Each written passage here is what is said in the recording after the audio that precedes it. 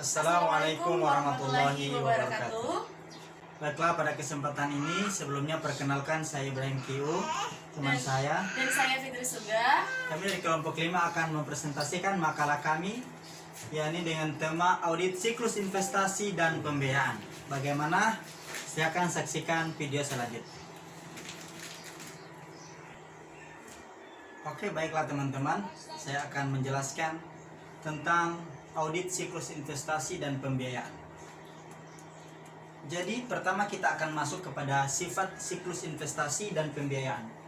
Aktiva investasi adalah pembelian dan penjualan tanah, bangunan, peralatan serta aktiva lain yang umumnya tidak dapat mungkin untuk dijual kembali. Jadi pahami baik-baik maksud daripada sifatnya. Jadi pembelian sebuah bangunan, peralatan serta lainnya yang umumnya tidak dapat dijual kembali.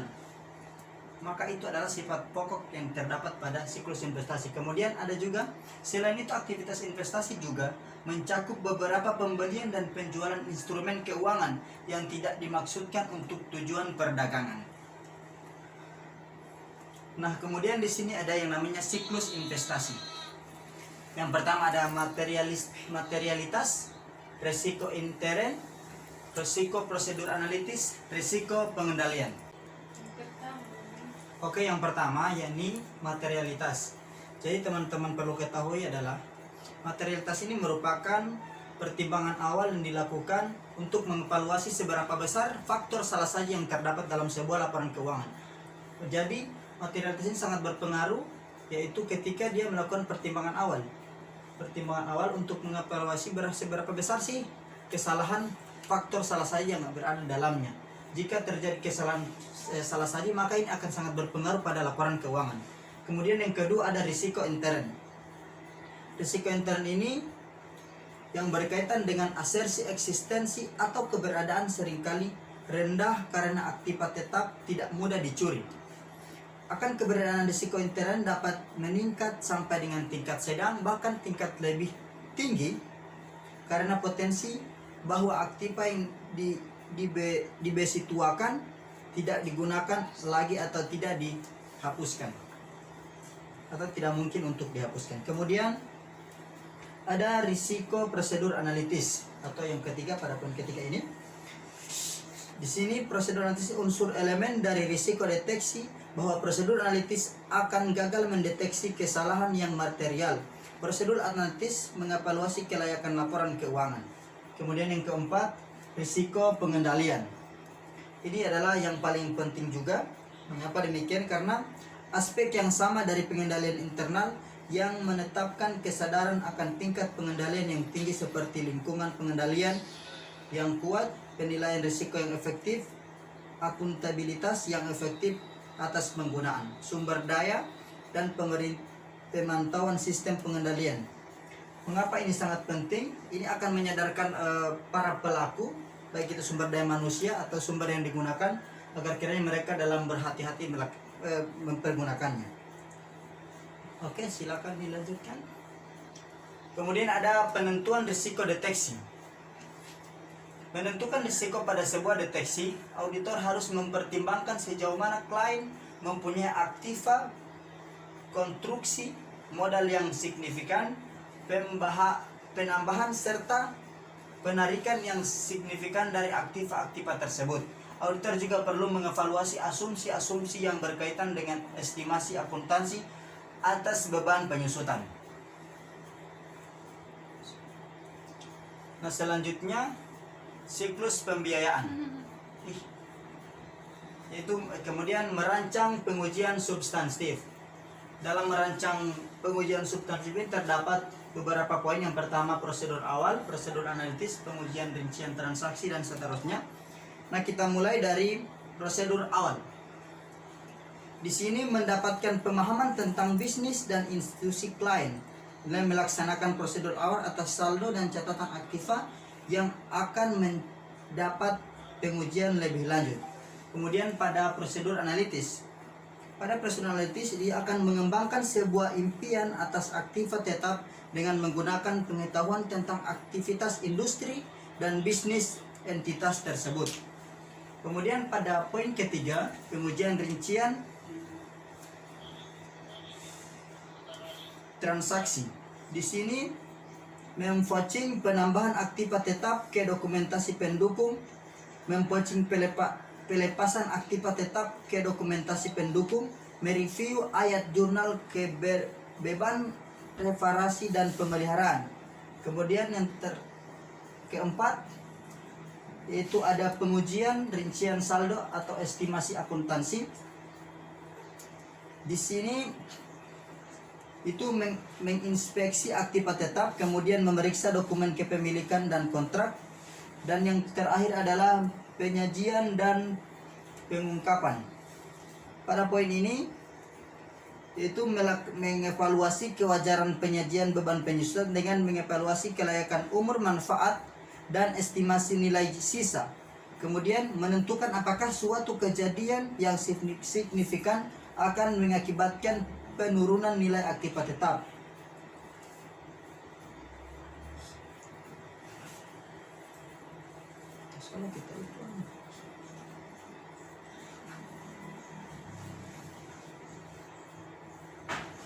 Orang dari situ. Bebek.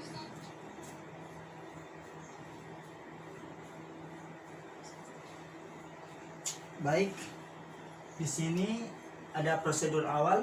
Jadi prosedur awal ini itu untuk mendapatkan pemahaman tentang bisnis atau industri klien kita, kemudian melaksanakan prosedur awal atas saldo dan catatan aktiva tetap akan mendapat pengujian lebih lanjut.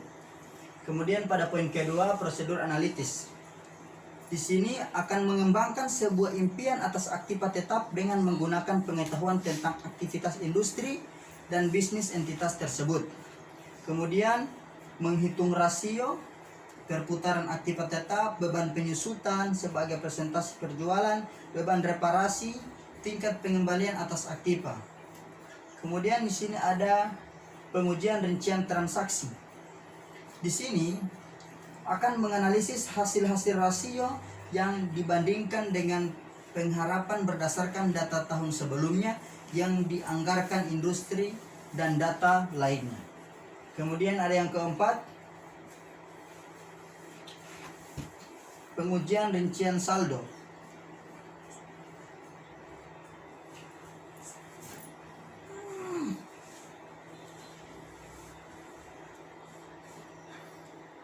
Jadi di sini menginspeksi aktiva tetap, memeriksa dokumen kepemilikan dan kontrak, dan yang terakhir adalah yang kelima adalah pengujian rincian saldo estimasi akuntansi. Yaitu di sini mengevaluasi kewajaran penyajian beban penyusutan dengan mengevaluasi kelayakan umur manfaat dan estimasi nilai usia. Kemudian menentukan apakah suatu kejadian yang signifikan akan mengakibatkan penurunan nilai aktiva tetap. Kemudian yang terakhir, penyajian dan pengungkapan. Di sini akan membandingkan penyajian laporan dengan GAAP. Oke, terima kasih. Selanjutnya masih siapa ini? Sudah. Jadi selanjutnya ada siklus pembiayaan.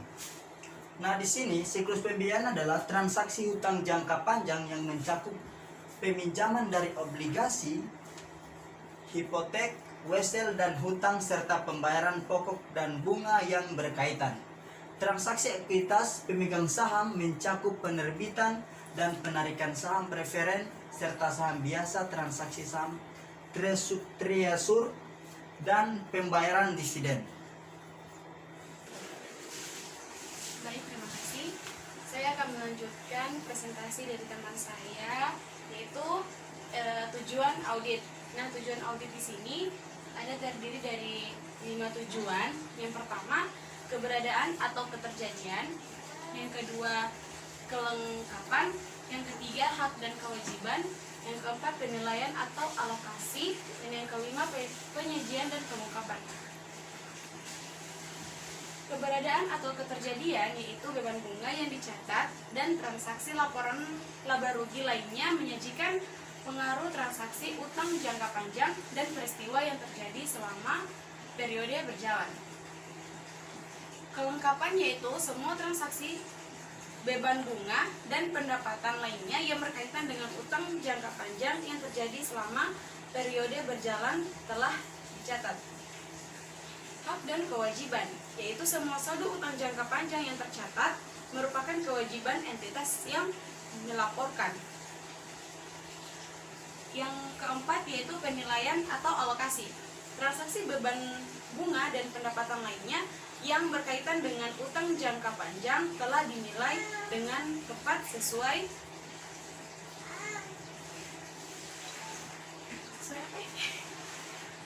GAAP sesuai GAAP ini ulang Jo. Langsung di penilaian atau alokasi. Penilaian atau alokasi yaitu transaksi beban bunga dan pendapatan lainnya yang berkaitan dengan utang jangka panjang telah dinilai dengan tepat.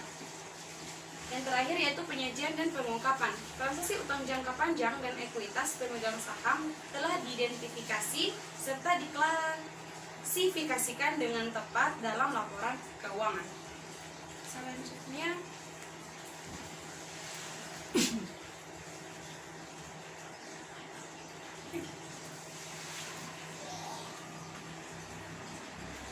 yaitu pengujian substantif atas saldo hutang jangka panjang, yaitu penentuan risiko deteksi. Risiko intern untuk asersi ini mungkin berada pada tingkat sedang atau tinggi karena kerumitan yang terlibat dalam menghitung amortisasi diskonto atau premi obligasi.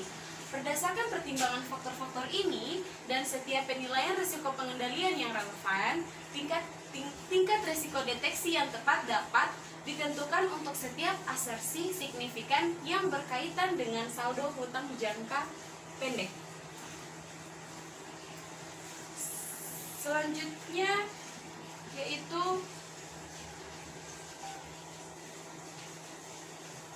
merancang pengujian substantif, yaitu yang pertama prosedur awal, prosedur analitis, pengujian rincian transaksi, pengujian rincian saldo, penyajian dan pengungkapan.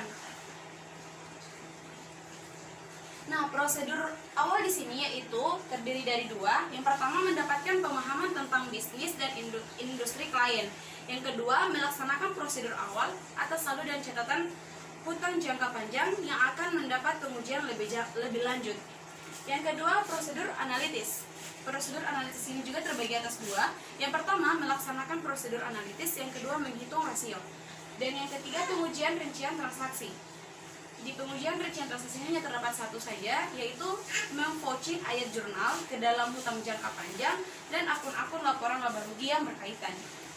Yang keempat, pengujian rincian saldo. Pengujian rincian saldo terdapat tiga. Yang pertama, mereview otorisasi dan kontrak hutang jangka panjang, mengkonfirmasi hutang dengan pemberi pinjaman dan perwakilan obligasi, dan yang ketiga menghitung kembali beban bunga. Dan yang terakhir penyajian dan pengungkapan. Penyajian dan pengungkapan sini yaitu membandingkan penyajian laporan dengan GAAP. Selanjutnya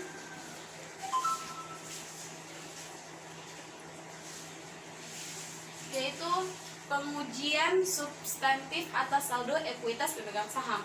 Penentuan risiko deteksi yaitu penilaian risiko untuk asersi yang berkaitan dengan saldo ekuitas pemegang saham tergantung pada sifat dan frekuensi transaksi yang mempengaruhi akun-akun bersangkutan.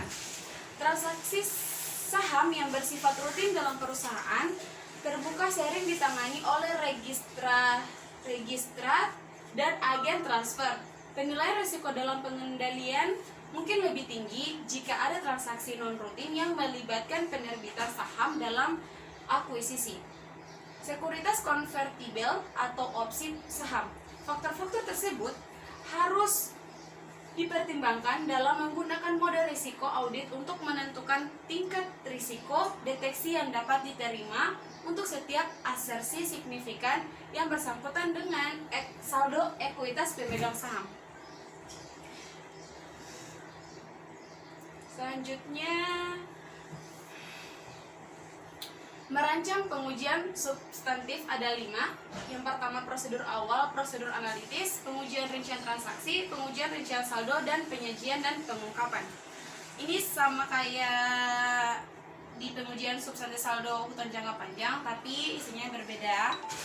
Yang pertama prosedur awal.